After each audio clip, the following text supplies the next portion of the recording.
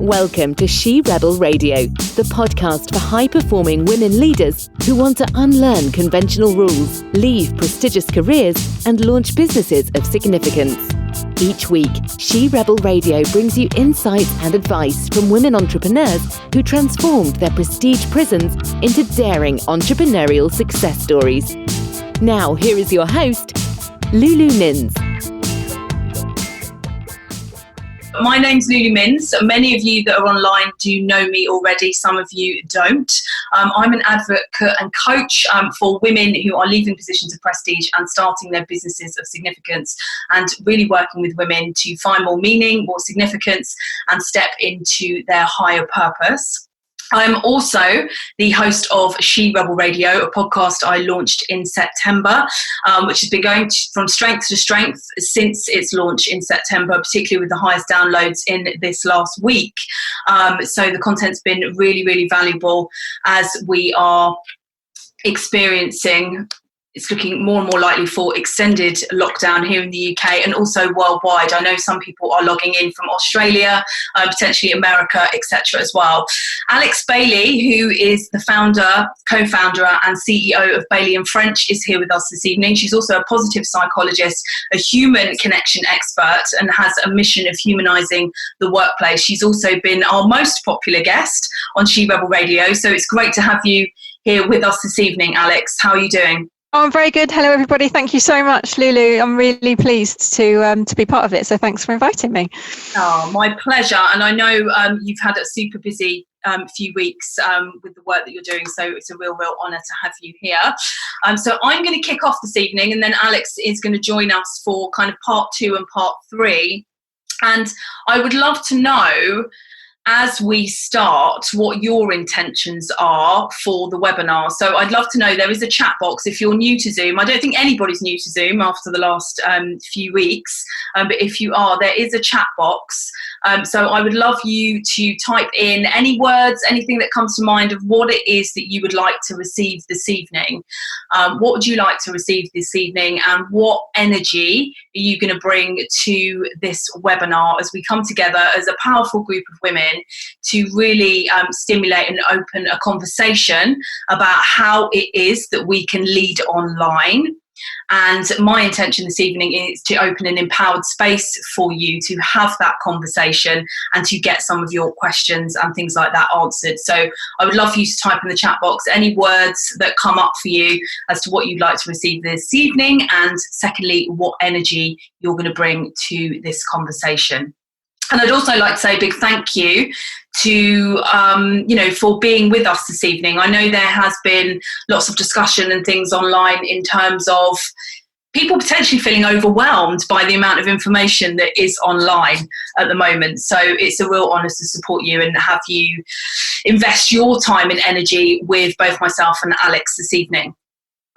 So Joe is, I'm just going to have a look, he's here to listen and learn and bring curiosity. Helen, how to show up as a leader online, bringing an energy of passion and authenticity. Monica wants to hear inspiration and bring passion and excitement. Thank you so much for sharing. Carith has said courage is her theme of the week, and it goes both ways, absolutely. Therese has said getting inspired to new ideas, bringing positivity. There's lots and lots coming. Gemma's saying it's her first Zoom. You've done very well to not have a Zoom over the last few weeks. Liz, female focus and led inspiration and sharing knowledge, bringing my true self. Amazing. Thank you for sharing, and do continue to use the chat box to engage with each other, share anything that you want to share, and I will, as I said, unmute people, or you can put your hands up at the end if you've got questions to ask. So what we're going to cover this evening is what's working online. What's working online at the moment. I'm going to tell you a bit about my background and what I've been working on over the years online, and how that has been unfolding in the past few weeks. We're going to look and talk to you, Alex, about how to stay positive and lead during a time of uncertainty. And then finally, we're going to look at why human connection, listening and empathy is more important now than ever. So that is synopsis of what we're going to discuss. Lots and lots of comments coming, so thanks so much. So my story, those of you that don't know me, I left my job as a lawyer 5 years ago. Well, it's over 5 years ago now. It was the end of 2014. I quit my job. I had my first business, very vague business idea, and my plan was to freelance initially. And I share this with you because I was sent home from work on paid leave when I first left my job for 10 weeks. So the client base that I built over 11 years wouldn't follow me to the next firm that I went to. And I feel like, and I've been saying over the past kind of 3 or 4 weeks, I feel like the rest of the nation and a lot of the rest of the world has joined me in many respects in terms of that being sent home with a very big degree of uncertainty in the future. So I feel like I've had some good training, if you like, over the last 5 years as to where we find ourselves right now, and the fears that come up with that, where not knowing how the future is going to unfold. And it was quite soon after that, within those 10 weeks, I realised I couldn't go back and freelance because I was quite exhausted of the work that I was doing. And I started to work online. And I soon found myself working online and supporting and coaching women, helping women feeling unfulfilled in their positions of prestige, etc. So I've seen the online world go through lots of changes over this past 5 years. And importantly, I've been hosting webinars for 5 years, although I haven't done one until I did one 2 weeks ago. And I hadn't done one since I think last June. And even before we were facing lockdown, I was like, I need to do webinars again. I love doing webinars. And they've become more relevant now with so many of us being at home and needing that support and information online. So I've been doing webinars for 5 years. I have built community online and really incredible relationships, client relationships, collaboration relationships, all online, building a digital footprint. And I initially built a community of some 800 women, which I often say that I hand built by the relationships. I wasn't paying, for Facebook advertising or anything like that. I hand built that very large community, which was the She Rebel Club community. And I actually closed that around, it might have only been January actually, focusing on my much smaller community, almost knowing that a smaller, more intimate community is something that would be needed in unprecedented times, which is exactly where we're at right now.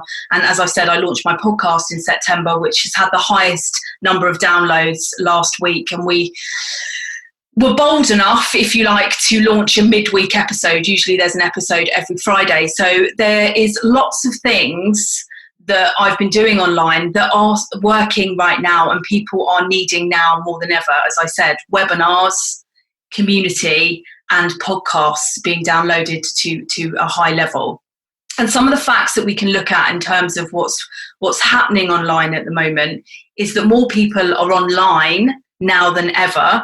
I heard the other day that Zoom is even being discussed as potentially being a social media platform because that's how mainstream it has become. Certainly for me, I spent half an hour teaching my mum how to use it a few weeks ago for a family Zoom, and having lots more patience than I would usually have in getting her, onto Zoom, and it's now, become a household name. So, people are online more now than ever. That is definitely a fact of where we're at. Number 2 is people are really looking for leadership. They're really looking for leadership and some hope in the leadership that they find of where we're moving to in this uncertain future. That's key of what people are looking for. And within that leadership, as I said, looking for hope, looking for connection, looking for community when those communities that we're used to in person are no longer available. And when I first set out and built a community, did that because I'd suddenly lost my community at work. I'd lost everything that I had worked around over that 11 years and felt like I needed new people to connect with. So initially I kind of built my first community for selfish reasons because I needed that community, and then I found that other women really needed that community as well. And that is really what people are looking for online at the moment: connection, community, and hope within leadership. It's a great time for people to get to know you and what it is that you stand for, and to articulate that, and to, as I've said, build relationships online, build a digital footprint to become known for something online, and to help serve and step into your purpose, your higher purpose, and your potential in doing that. So within that, because there is a lot happening online at the moment, as I said, there's been, and I've certainly felt that, particularly, and Alex and I, before we jumped online, were talking about how the energy has changed from the initial panic, then there's been a calmer energy, and where are we? We're kind of almost looking forward now, but are we quite ready to look forward? It's with people feeling potentially overwhelmed with the amount of stuff that's online. There are three really key things if you are wanting to show up online and lead online that I want to share with you. And the first one is you need to be brave enough, and you might want to write this down, you need to be brave enough to define your territory, to know who it is that you are, who it is that you are for, and importantly, who it is that you're not for.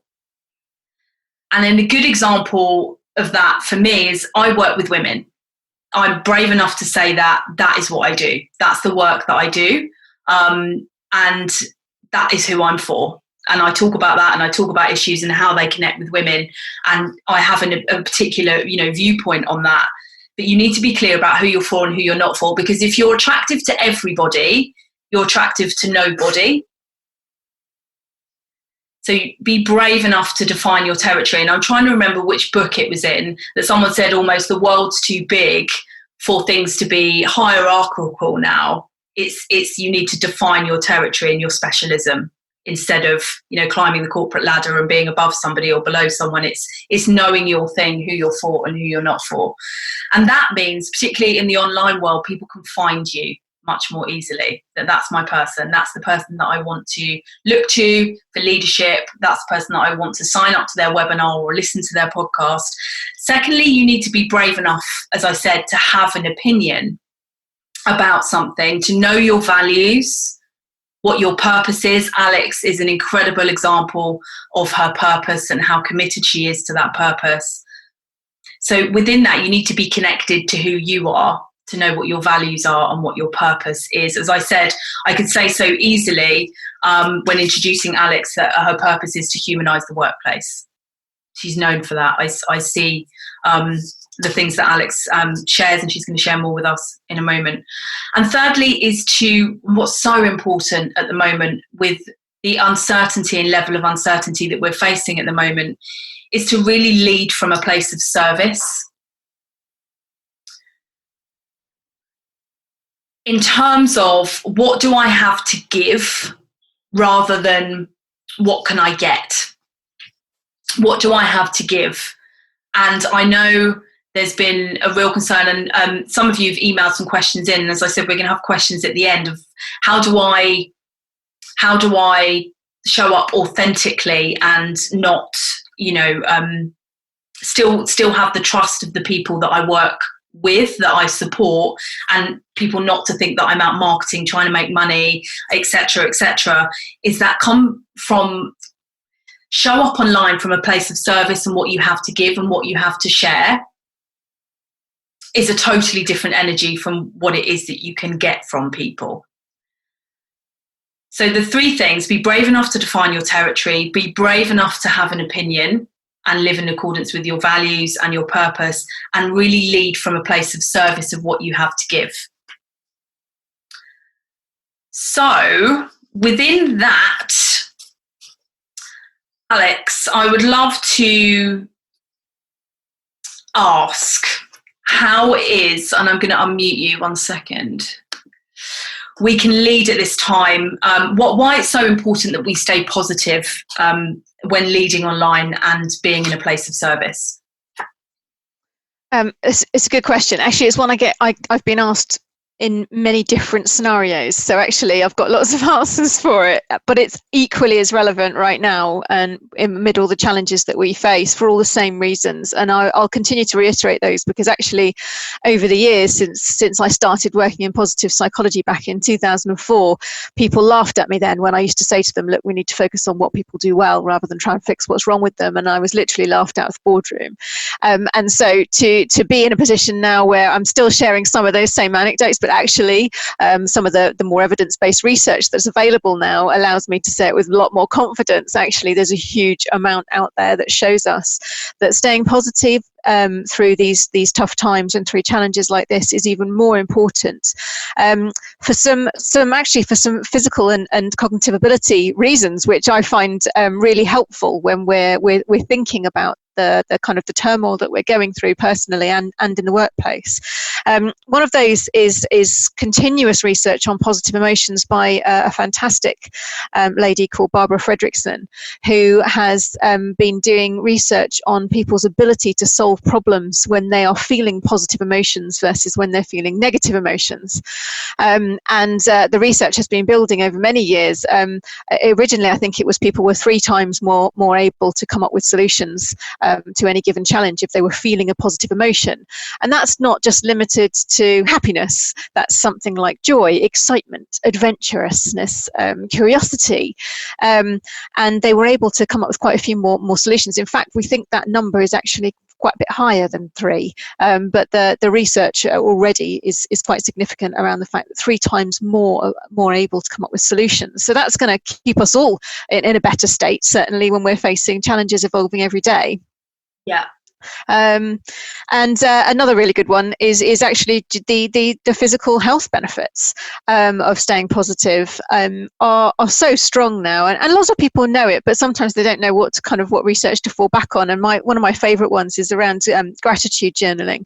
There's been quite a lot of research into gratitude journaling, and it's just writing down 3 things you're positively or you feel grateful for at the end of each day. But what I like about that the research is that if you can just do that activity every day for 2 weeks, 6 months later, even if you stop that activity after 2 weeks, 6 months later, you have potentially been able to retrain your brain to see the world around you more positively, to the extent that it gives you positive health benefits and cardiovascular impacts positively 6 months later. And I think that's just magical research that people are out there showing the physical impacts of staying positive through all kinds of challenges, not just these types of things. People face equally similar kind of personal challenges that are really life-changing. And being able to stay... I'm going to say... sorry, I'm just admitting more people into the meeting. Yeah. I was kind of, beginning of my personal development journey when I first left work, I thought, can gratitude really be that powerful for me? But I committed and I did it. And particularly, I spent 11 years in criminal defence. It was a very negative environment, and as a lawyer, you're constantly scanning for the problems and the worst case scenario for your clients, that I was really trained to do that.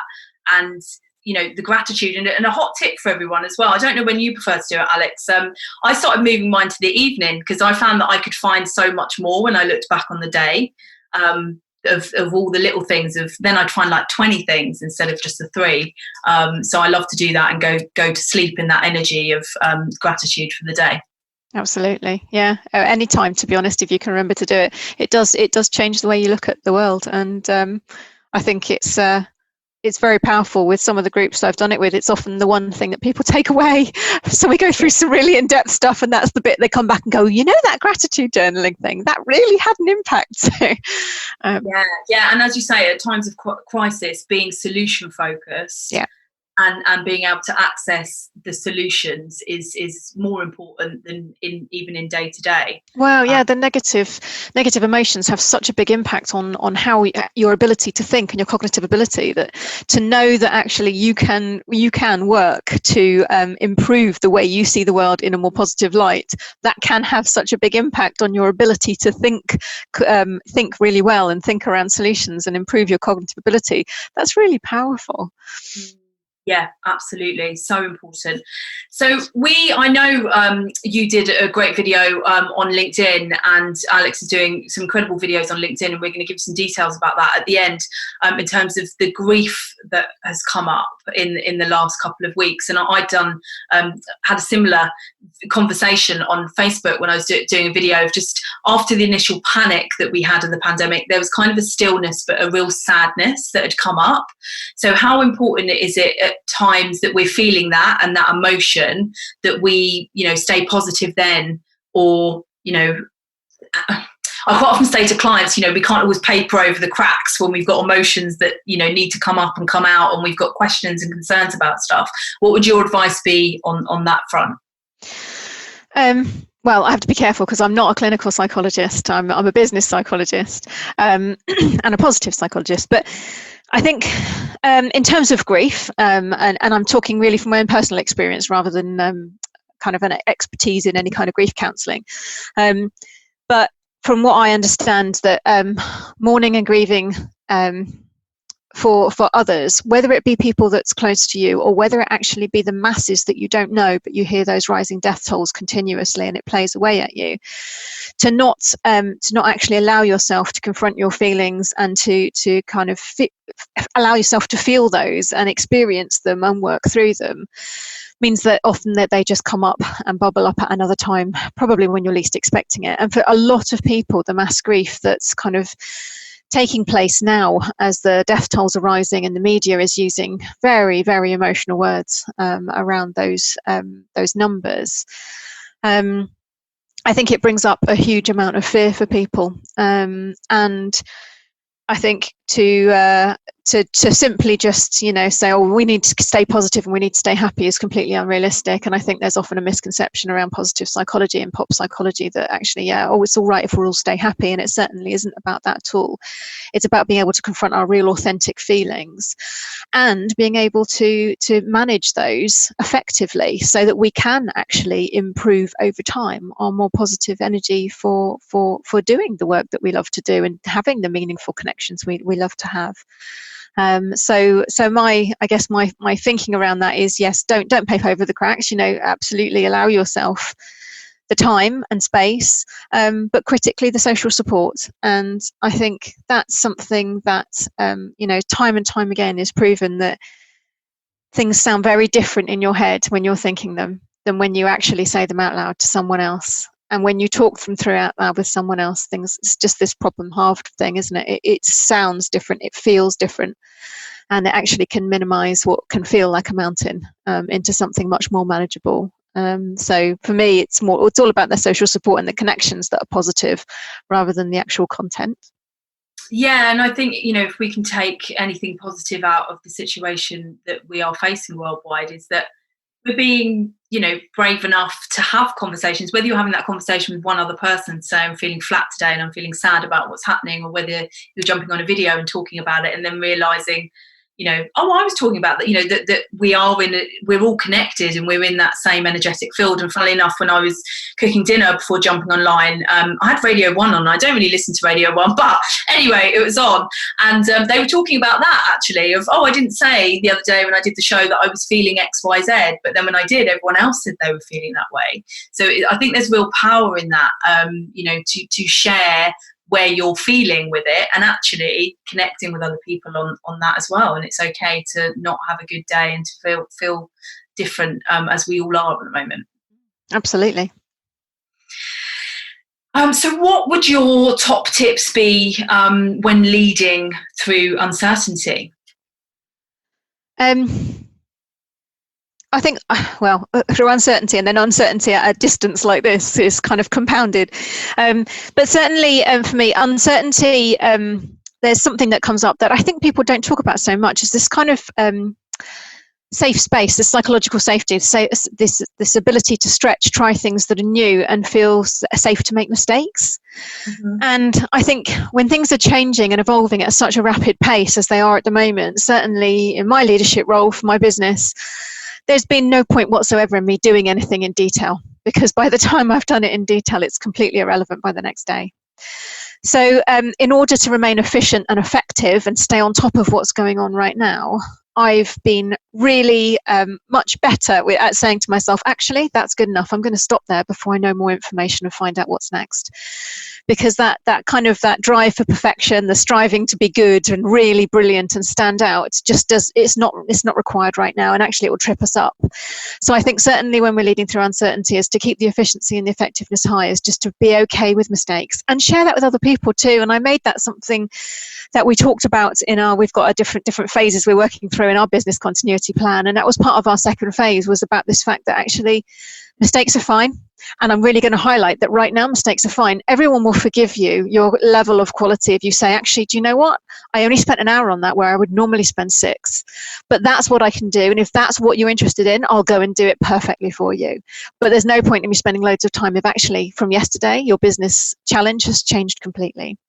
And people love that overexpression of honesty. And that kind of comes to my second point around in uncertainty. If you're leading through uncertainty and you're feeling something, say it. So I often talk about this kind of inner voice. You talked about it before, about being brave enough to stand up for what you believe in, to what you're saying. But quite often I'll be sitting there and I'll be feeling something and still putting on a face of something quite opposite. And actually it's not helpful. When I've sat there and I've said to people, particularly when I'm online to many people, and I've said, oh, hang on a second, actually what I'm feeling right now is this. You capture people's hearts, they get you, and they go, do you know what? That was said with such authenticity, such vulnerability. They believe you, and the trust is just there, even with complete strangers. And I think that's the power of this whole, if you feel it, just say it. Even if you say it imperfectly, you can almost excuse your imperfection in your genuinity, in your honesty, being able to say, I'm not sure this is going to come out right, but how I'm feeling right now is this, and I'm not sure what's going on. And people just really, really attach to that very well. So I would say leading in uncertainty is absolutely connected to those two for me. Yeah, amazing. Yeah, ditching the perfectionism, really, really crucial. And yeah, saying how it is, and not spending so much time on stuff. And before you ladies joined us and things like that, we were saying you can't really pre-plan too much right now. I only plan today really in detail. I can be a bit last minute anyway, because I lead very much intuitively quite often. But with things as they are, they're changing so quickly. It is really checking in with where you're at on the day, and actually just doing it from the heart. So really, really powerful. Thank you, Alex. Moving on to part 3 is, human connection, listening, active listening, empathy. Why is that so important right now? Why is it's always important, but why even more so right now? I think human connection is I think easy for us to talk about, and sometimes really hard for us to get right, because we all have so much going on all the time. But really being able to truly empathize with people, you have to switch up your listening skills. And when you're working at a distance like this, listening to really listen at a deep level to what someone's saying in order to show compassion and show empathy isn't always easy to demonstrate that you're doing, even if you're doing it really, really well. And so my easy kind of top tip for doing that would be using reflecting skills. Is just train yourself to say, oh, and so what I think I hear you saying is this, and use that line repetitively with people. People will forgive you for being repetitive on that, because what you're trying to say is, I really want to connect with you. No idea whether I'm getting it right or not, but I'm willing to put myself on the line and tell you that because I really want to connect with you. So for me, it's about that wanting to, and working with the basics of what people are saying. So not trying to be overly clever with it.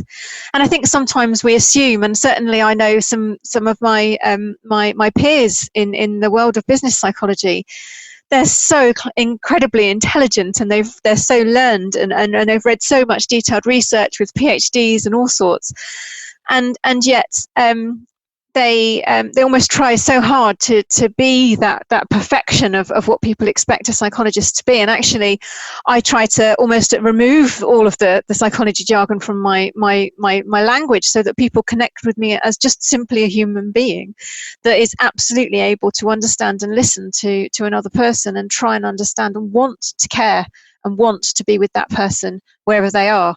And I think that's difficult for everybody. But yeah, if you can get into the habit of just simply saying, so what I think I'm hear you saying is this, just puts you on a level with that person where they go, actually, yeah, God, I hadn't even thought about it that way. Or, no, actually, I can't believe that's how it came across. I'd love to explore more about what I'm really feeling. And it opens the conversation.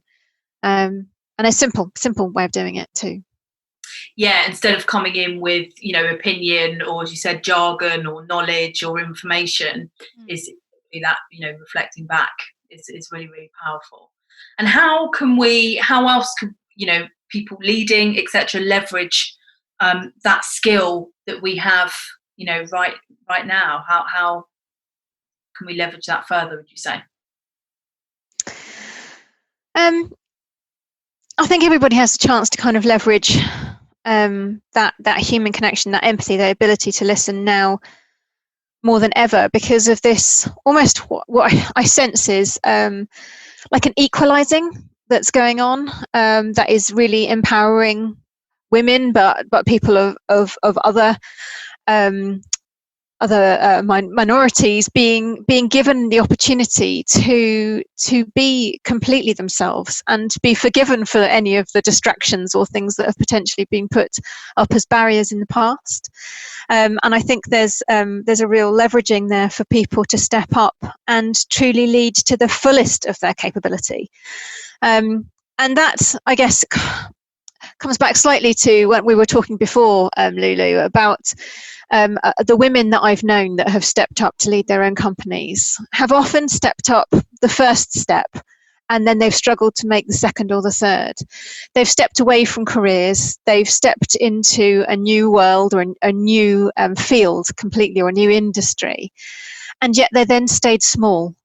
And I would love to see women, but anybody in that situation who's had the courage to move and take a step away from what they know and from the kind of safety of what they've become comfortable in, but to go a step even further and become what they're truly capable of becoming. Because I posted it earlier actually on LinkedIn. I'll just read it now. But the Nelson Mandela quote that really struck me today was about, there's no passion to be found in playing small, in settling for a life that's less than the one you are capable of living. And I think we're so often, we're almost fearful of what we could become and what we could do. And I would love to see those women that have stepped into those opportunities where they've seized an opportunity to make their life more livable and more easy and more meaningful. But moving beyond that too. So not just limiting yourself to having, saying, right, well, I can't have a corporate job, but I can start my own business and work part-time and manage childcare myself. And actually realise that there are less barriers even now than there were 2 years ago to be able to be a corporate leader. Actually, we can be CEOs. We can still have children. We can still manage childcare. We can still work part-time and lead many, many more people in larger organisations. And I think now is the opportunity to leverage what we're seeing and hearing through this equalising of working in this way, to be able to take a step up to what we're truly capable of. And I think that's more my call to action for people, and to inspire everyone here is, if you've taken a step already, don't make that your final step. Let's take that as the first step on the ladder to doing much, much more and increasing reach and impact to many, many more people that you are capable of reaching throughout your whole career and lifelong learning. Absolutely. And do you think, with that, both men and women have human connection skills, empathy, active listening? There is argument, Kara said there, massive generalization. I think women usually respond better. But either way, they've been seen as soft skills, in inverted commas, and not the harder skills. Do you feel like that there is room for, women, if they feel that they've got a really strong skill set within that, can really leverage that now? and use that as a power to step up into their higher potential? I think anyone can. So I love this point that, women usually respond better to that approach than men. Yes. But also there's often, I think there's a misconceptualization that women can kind of empathize more or are better at those soft skills. I think the nature of work is changing and evolving around us so much right now that we have got an opportunity to highlight the soft skills that everyone is able to demonstrate and use in this environment and in this challenging situation. And I think we can really use those skills, but anybody can, to be genuine, to be authentic. And I love the reference you made up at the beginning as well to more of that service orientated purpose. For me, a lot of my leadership work was based in servant leadership by Jonathan Greenleaf. He wrote that many, many years ago. And it's amazing that it's come through in so many leadership models now. And actually, I think that and authentic leadership will be the models that actually come to fruition as the most useful in this scenario. This challenge is forcing leadership models into a really interesting space to be able to see which ones are going to come to being the most effective for distributed leadership, for leadership through challenge, for leveraging opportunities that we've not had before in this huge equalizer. Yeah, absolutely. And has it driven your mission even stronger in terms of humanising the workplace? Because you've been on that mission for 5 years already, if not you see doors opening there. Yeah, I think as I'm sure everybody here has noticed, there is a current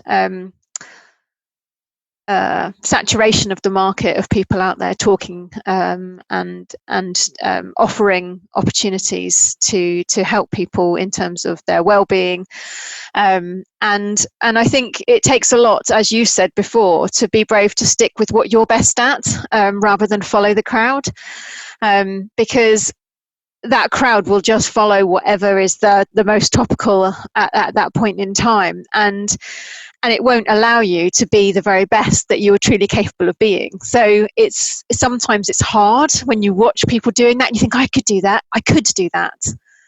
but it's almost like, remove that word could. Yes, of course you could do anything. We're capable of so many things. We can do tons of things. We've all got loads of skills. That doesn't mean we enjoy them, and it doesn't mean we're fantastic at them, but it's about really tapping into what can I do that I really love doing, that I really enjoy doing, that will have an impact and the reach that I want to have for my purpose. So yeah, I mean, obviously in terms of humanizing the world of work, yes, absolutely. This was something that's been emanating and evolving over the last few years, and yeah, absolutely, it feels to me a little bit serendipitous. I'm kind of sitting here feeling, wow, actually everything I've ever done in my entire career, since I first even started learning psychology at 11, 12, has led me right here to this point right now. I'm very humbled and very proud of the fact that we're supporting so many people on the front line right now who are keeping this country going through such an incredible challenge and a crisis right now. So for the situation we're in, I couldn't be more humbled and more proud. And my hat off to my team who have got us there. It's been a truly difficult and challenging journey to get to this point, and including the last few weeks, which have been really turning everything on its head. But I would say, it's a powerful mission, and it's one that many people share, actually. So I wouldn't say it's necessarily just a vision for Bailey and French. It's certainly been something that many people connect with. Yeah, absolutely. And what you talk about there, I call it the curse of competence. Being good at a number of things, but it doesn't mean they're the things that you're meant to be doing, and all of that. And I think, yeah, we can train ourselves to be good at stuff, but it can take a lot more effort than when you actually tap into your natural ability. Absolutely. So yeah, curse of competence, ladies. Not a good space to work within. Thank you so much, Alex. I'm going to open for questions. So if you could either put your hand up, or just say yes in the chat box, and then I can unmute you if you're happy for me to do that, or you can type the question in the chat box. But I think the last one I did, I ended up like trying to skim read so many that it might be better if you just say yes that you've got a question, then I can unmute you.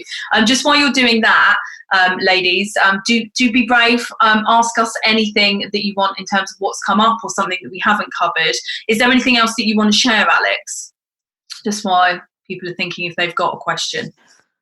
No, I'm fascinated. So, Kerry, I just want to know in the chat thing, Kerith, which was the massive generalisation? I said so much stuff then. I don't know what point's that in relation to. Can you share?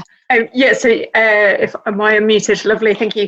No, great. Hello. So yeah, it was when we were talking about that more authentic approach in leadership, and actually kind of saying what you feel at the time, and making that kind of more human connection. And I work in what is a surprisingly still very kind of macho arena, and I find unfortunately in that kind of macho world that doesn't always go down very well. So I think it's being brave enough to kind of use that approach, but being aware of where it works and where it doesn't, because it's kind of that knowing your audience thing is. Yeah, absolutely. Yeah. Well, thanks for expanding on that. If you don't mind, I want to come back to that, because it's really important. You're right that our tailored message, being able to understand our audience, is critical to that being okay. So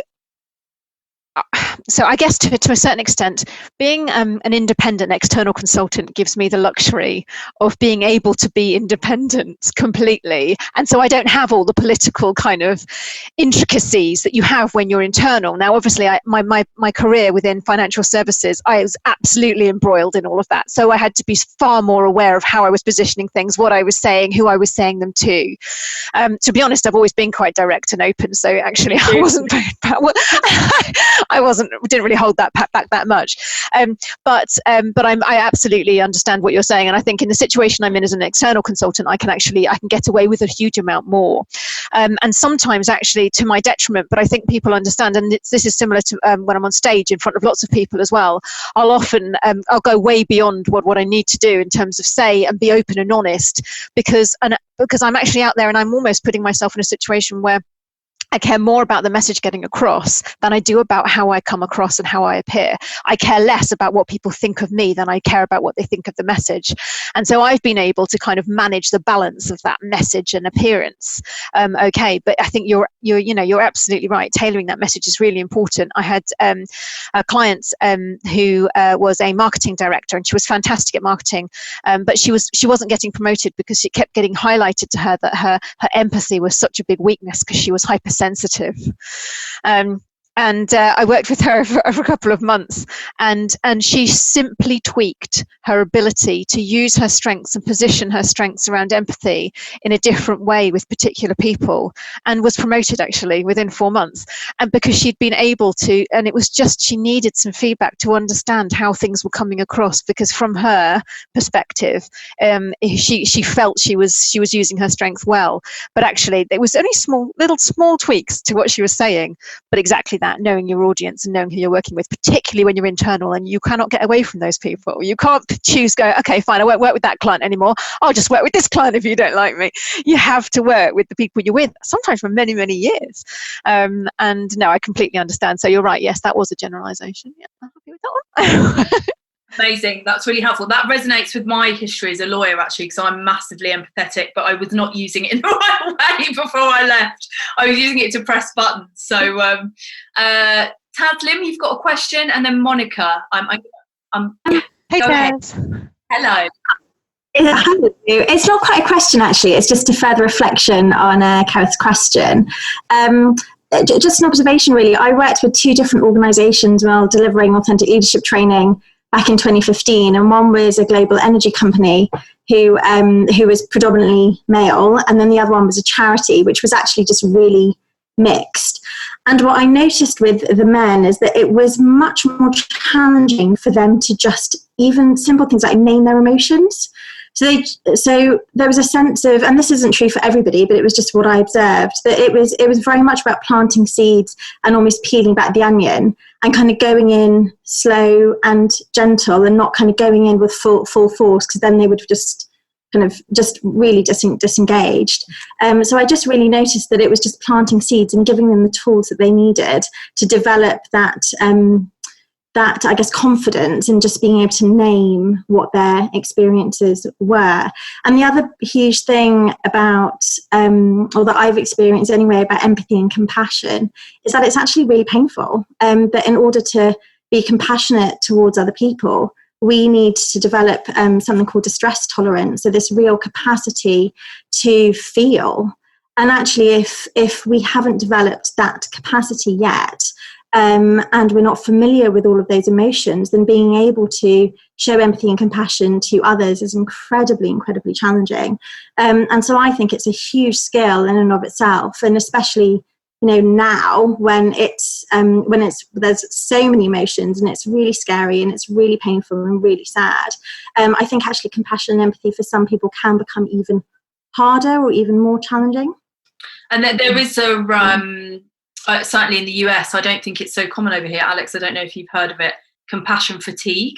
Yeah. And I certainly actually, after 11 years in criminal defence, I was dealing with kids in custody and things like that. After 11 years, I think I was definitely suffering with that and the burnout that came with, constantly being in an empathetic and compassionate position. I know Kerith has said there, I think as women, we can be taught and encouraged to use emotions, compassion, empathy more as girls, as women, and in certain environments.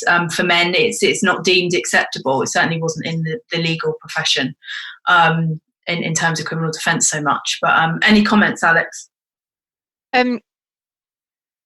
Yeah, I think from what I can tell, and I agree with everything said. I thought it was really insightful, Taz. The ability to empathise with people as a skill is very different to people who have empathy as a strength.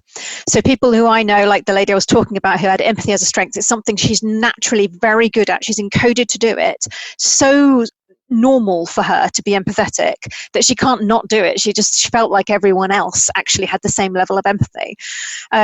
As someone who I don't have empathy as a strength, I am absolutely skilled at demonstrating empathy in every single counselling situation you have to use it in. But I will say it exhausts me, absolutely drains me. And I have the ability as well to, I have a bravery strength, but I have an ability to be able to handle much higher level of conflict than many other people, which puts me in a situation where I will argue with people and debate things with them at a really fierce point and be very direct and open and honest, because I don't fear the level of conflict that some people do if they have empathy as a strength. And I notice that women often struggle a bit more with that conflict environment and scenario. But actually, I'm seeing it more across lots of leadership levels in organisations now, where leaders are just simply avoiding difficult conversations because they don't want to get into any conflict whatsoever. We've raised their ability and their skill and potentially their strengths to be able to be more empathetic and compassionate, and it doesn't go hand in hand with difficult conversations. And they will continue to avoid that conflict. There's no difficult conversations training that will eliminate that anxiety and distress that they experience. So it's much better to take it a different angle. But that's a completely different webinar. But yeah, no, I think it's brilliant. But I don't feel it so much, but I do have clients that really struggle with having a very strong empathetic strength versus those people like me who can use it as a skill and switch it off. I don't go home I don't have too much of that transference of emotion. Amazing, interesting, thank you. Monica, did you want to ask your question? And then I think Claire's got a question. Monica, I think you're, hold on. Yes. Oh, I can hear you now. Yeah. Thank you so much, both of you, for sharing some amazing insights and tips. Particularly the last bit, it's just been fascinating about stress tolerance, empathise as a strength, and the conflict balance there, which is all new to me. So I've had to pivot my business from emotional release, sort of energetic work that I do hands-on to release blocked emotions, to now doing health and wellness coaching online, where I'm doing the active listening and all these skills we're talking about. But I had an online coffee with someone who's actually in the session here today in the week, and we were just talking about this balance between kind of being authentic and self-disclosure about one's own personal journey and experience, like Lulu did at the beginning. And I'm quite an open person, and I feel that doing that is quite leveling, particularly in a certain environment. But it was to get people's view on that, or your view as coach and your business, about whether that's the fine line with the boundary stuff, the professional boundary stuff, versus connecting with someone by your own lived experience, and that this is something that I've done and it's been very helpful for me, and I'm also mindful that it takes the emphasis away from the client to the self. So it's sort of that balance between connection via authenticity and having gone on that journey, balance with the client and being the focus of the session. So is that, in terms of, Monica, are you saying in terms of how much you share about you and your journey, and whether that's appropriate? Is that the question? Yeah, in terms of like for connection, as well as sort of having, so the things that I would recommend are things that I've found beneficial myself, and I might sort of add that in and go, well, this has been useful for me, but and I wonder if that's actually not recommended really in terms of what you might do with somebody. I think firstly you need to it's that really finding your own approach and what feels good to you, trusting your intuition and leading from that if that is a strength for you. But for me, in terms of with coaching, it is always asking permission. It's always that permission piece. I can share what helped for me. Would you like to hear that? Or not. But if you're finding your feet within that, it depends. Often for me, in terms of as a coach, the insights that I offer are the really powerful breakthrough moments. Right? I know some coaches don't offer any insight. It's just questions. So it's really finding your own balance and things like that. Does that help? Yeah, no, that's really helpful. Yeah, I think you're right with the permission side of it, but also, as you say, the insight can be the trigger as well. It can be the breakthrough moment. But and I realise that some people share and others don't. So yeah, no, that's really helpful. Thank you. Add to that as well, Lulu. Alex, yeah. Yeah, because I think one of the things that I found really helpful in listening to you is absolutely that piece around sharing insight and being able to connect with people.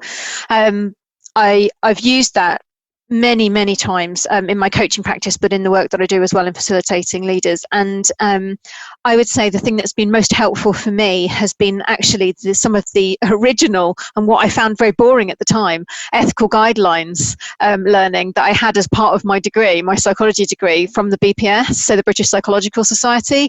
But you don't have to go and do a psychology degree to get that ethical guidance and guidelines. You can just look it up really easily online. And actually, it's really nice to have some principles to kind of to just be able to fall back on, to be able to check yourself when you're in those situations where you're not sure whether you've overstepped the mark or not, because actually there is a fine line and it can be super dangerous if you're working with people that aren't necessarily honest with you. So, for example, I've had coachees that have come to me and been really, really genuine and lovely and honest with me about their situation. And then I found out actually there's been a number of things that they've hidden from me. And actually it wasn't appropriate for a coach in that scenario. They should have been speaking to a clinical psychologist or a counsellor, but they will choose to find the route and the person they want to find. But it's up to us as practitioners and people who are supporting them absolutely to make sure that we're asking permission, but also protect yourself by adhering to some level of ethical guidelines, because there's lots of people that have been there and done it for you. So actually to be able to have those when someone's done loads of work and thinking behind what's the most appropriate guidelines, just have a look at those. I'm sure you'll find them fascinating. Perfect. Thank you. Thanks very much. Thank you. Claire, did you have Claire Carson? Are you here? Did you have a question? Oh, hey. I'm just gonna hold on. Let me unmute you. Hey, Claire, how are you doing? Hello. Yes, good. Thank you. My brain's kind of firing on all cylinders, so not sure how coherent my question will be. But I'm fascinated by people's behaviour and especially leadership, and how I like to believe in authenticity, being genuine. Lots of things that Alex has mentioned. And I was interested, particularly when Alex talked about her own, and the other person you talked about empathy, and you described this woman's empathy as encoded. You know, it's part of her, that's who she is. And you talked about yourself saying that's a skill you've learnt, and you distinguish the two. And what I'm interested in is we all have things that we're naturally good at or come to us naturally, and we all have things that we have to work a little bit harder at. I think there's a third component, which is kind of external expectations of us. External as in society, the type of culture within your organisation, or because you are, I don't know, a woman or an educated person or an introvert or what have you. So how do we help people bring forward their authenticity, that bravery and that vulnerability and that courage? How do we help them get in touch with what's there inside them, what they need to develop, and what they can see as external expectations, and whether they need to embrace those or push back on them? Yeah, it's a great question. Sorry, my brain. Yeah, totally. My brain's firing right back at you. So it's really exciting. So for me, the question is targeted at the one part of the three things I didn't mention, which is great. So yes, I think in all those scenarios where we can be our best selves, it needs to be a combination of knowledge, skills, and strengths. So forget competencies, forget behaviours, forget capabilities, forget all the words that we use to describe all the frameworks we're held against in life and in organisations. If everything comes down to knowledge, we can learn knowledge, we can read books, we can listen to webinars, we can listen to podcasts, we can do degrees. That's all the knowledge we can store up here. And that knowledge opens gateways for us because it keeps us informed and insightful about the world and the context that we're operating within. And without that, our skills and strengths don't have a context to operate within, so people won't listen to them. So then on top of that, if you layer on then your skills, so the things that you've learned through every single experience and challenge, whether it be, a Saturday job that you had when you were 15, or, something you did to support your parents caring for them when they were poorly, we learn from every single experience that we have, and we learn a number of skills, whether we want to or not. We just pick them up along the way. Think about your skills as your toolkit that you've got on your back. Which skill do I need for this particular scenario or challenge? And then you layer on top of that the strengths that we have. We only have about 4 or 5 strengths, every single human being on this planet, and they are developed in us from birth till the time we're 17, when our neural pathways are being developed through childhood. And at 17, we are unlikely to develop any further strengths through our neural pathways unless we dedicate a huge amount of energy, effort, and hours into doing so. And those strengths are the things we're encoded to do. We often don't even know what they are. So don't ask a 17-year-old what their strengths are. They'll have no clue whatsoever. And it's being able to use our knowledge, skills, and strengths in combination that gives us the power to be brave, to be in those situations where people will ask us what we do. I love it when people underestimate me as a woman. And believe me, my best scenarios are working with boards and exec teams that are full of men, because they completely underestimate me. And they walk in and they think they're going to get some really, for some reason, soft, fluffy, happy comedian, because I'm a positive psychologist, so I must be there to make them laugh. And when I actually come up with some really great evidence-based research around things that are going to have an impact, that are in their current scenario, that are going to impact their shareholder value, that are absolutely going to change the things that are going on around them, and help reflect back to them with skill what I can do that helps them understand how they can use the strengths of themselves and others in that scenario and context, they literally sit back and go, oh, wow. And I can see the look all over the face. Not bad for a woman. And I feel it. And that's my judgment. And that's all my kind of stuff that I hang on to, that I've developed through my career. But I love it. I love every scenario where I walk in and I know from the first word I say I'm underestimated. And I think, well, I've got you now because you've underestimated me. So, use your power of what you've got, but arm yourself. And I would absolutely say knowledge, skills, and strengths in combination are the things that will get you through. Yeah. Thank you so much. It's a great question. Thank you. Thank you, Alex. Yeah, that reminds me of being at the police station as a youngster. And I love it when they say, oh, legal reps here. I was like, We are out of time. Kerith, did you have a question? Kerith, did you have a quick question? No, it wasn't really a question. It was a sharing of something that helped me when I was counselling and teaching counselling, with the boundaries and the sharing. I just thought it might be helpful for Monica. So the person who taught me, one of the things that they said to me was to ask why you're sharing. So just to take that kind of pause for a moment and say, why am I sharing this? And that the answer that you have will often tell you whether it's the right thing to do or not. Perfect. Thank you so much. Yeah. Is it am I sharing for me or for the person that I'm supporting? Really powerful. Sue Ellen had a question. I don't think she was with us, but she's but I feel like we've answered it in terms of the consensus around the morality and ethical standards for how we conduct ourselves in business whilst we're on lockdown. She doesn't want to lose the trust of the people that she supports. Any final comments on that, Alex? I feel like we've kind of answered that overall. Yeah, sorry, I didn't catch that. I think, can you say that again? It's 2 minutes past 9. Shut down.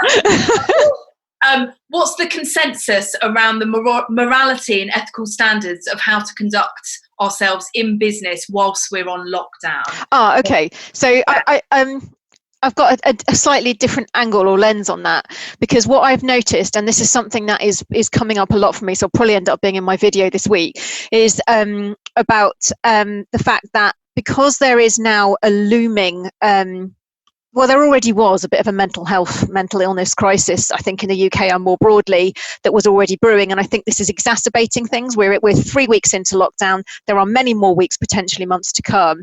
We are looking at, a future that is going to have to support people's mental health far better than it ever has before. And what I'm nervous about is that there's a huge amount of people out there who are not or not qualified, but not even prepared to handle the potential onslaught of supporting people with their mental health. And just because they've done so, for example, and I don't mean to disrespect it at all, because mental health first aid is fantastic, but people who've done mental health first aid are not necessarily therefore equipped to be, counselling people online around mental illness that has come from something as significant as the challenge that we're facing at the moment. So I think there is absolutely some required morality and ethical guidelines around how we support people in this particular challenge, and hopefully I would say some regulation around people being qualified to be able to support people who are significantly affected mentally by this, because it's spilling over into all our work conversations. We're asking people to meaningfully connect, and actually they're connecting more with work people sometimes than their personal friends and family, because they're trying to connect so much to stay in work, and actually all that stuff is spilling over into work conversations, and we're not ready for it. So I think there is absolutely something very big coming, and we're all going to need to step up. I agree, yeah, and it was already on the tipping edge before this has happened. And I keep on saying I'm surprised we're here, but not surprised we're here, because it's kind of been coming for sure. Thank you so much, Alex. What have you got that's coming up? I'm going to share a couple of things that's coming up. What have you got coming up at Bailey and French, and how can people follow you with your videos on LinkedIn?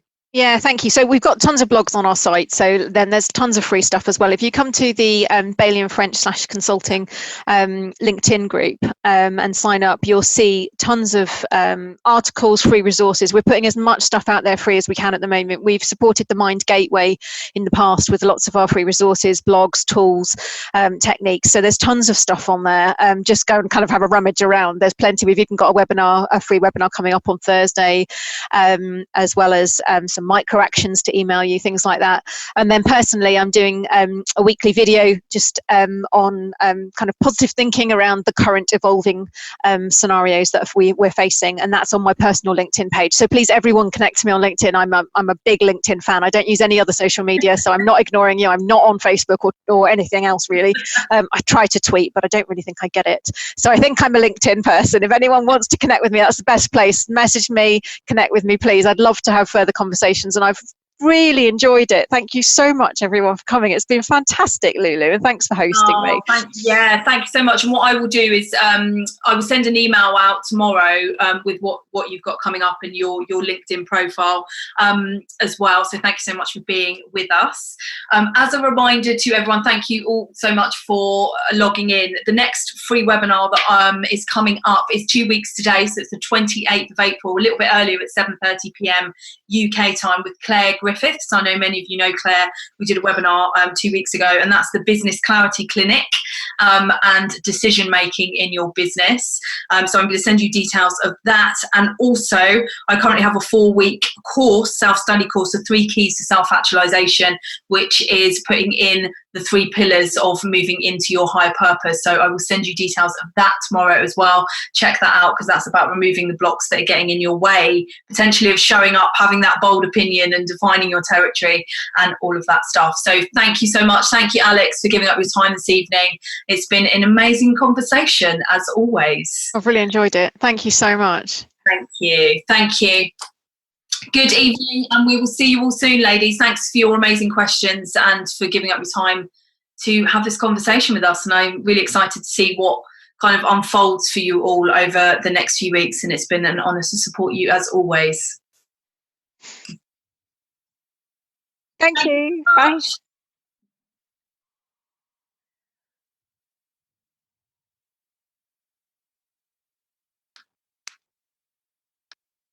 Thank you so much for joining us on this special additional episode of She Rebel Radio, how to stay positive and lead online during times of crisis. And we know, ladies, as I've been talking about over the last few weeks, unprecedented times is a call for unprecedented women. And this is the time where more women are needed to step into their full potential. And I have just the thing for you, which is a 4-week course called the 3 Keys to Self-Actualization, which will unlock the doors, keeping you stuck in prestige rather than moving forward into self-actualization and purpose. It's available to you for just £27.